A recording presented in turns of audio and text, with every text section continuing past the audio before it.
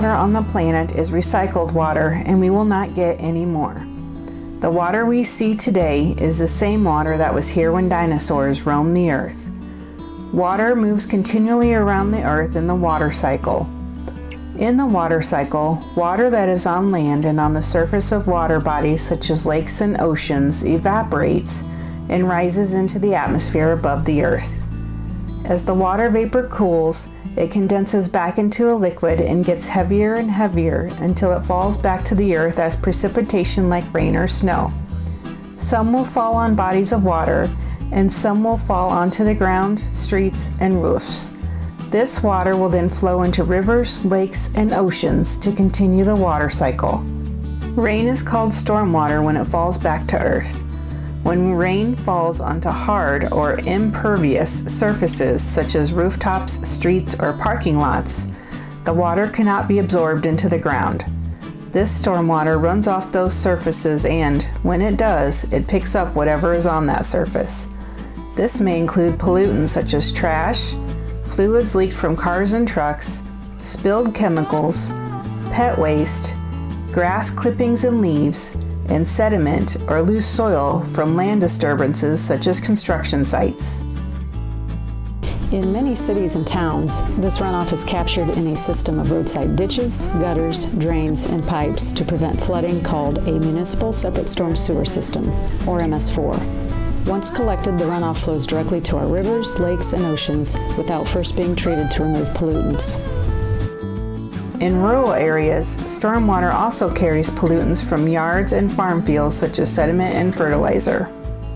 Once these pollutants are captured in runoff, they are carried directly into streams, rivers, and lakes. Some of this runoff can infiltrate into the ground, while the rest of it runs off the land. Infiltration helps remove pollutants as it makes its way back to groundwater, which can then be used as a source for drinking water. The pollutants that remain in the stormwater can make people and wildlife sick. If water flows through a wetland before it gets to open water, the wetland can act as a natural sponge and filter some of the pollutants from the water.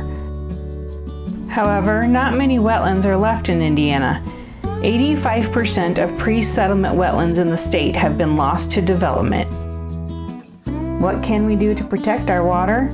Mostly, we need to remember that our clean water resources are limited. We can keep it clean by not littering, making sure our vehicles aren't leaking any fluids such as oil, not pouring chemicals down the storm drains, picking up our pets' waste, and not letting grass clippings and leaves clog the drains. Agricultural producers can prevent and reduce erosion by planting cover crops in their fields to establish continuous living cover on the ground. They can also implement a system of production that does not involve traditional tilling, called no-till farming, which will help reduce erosion and the amount of sediment flowing into waterways as well. Other important ways we can conserve our precious water include planting rain gardens and building rain barrels. Rain gardens capture and filter stormwater runoff as it slowly infiltrates the ground and are usually built where stormwater naturally collects after a rain event. A rain barrel is a barrel that captures roof runoff that can be used to water plants and flowers during periods of dry weather.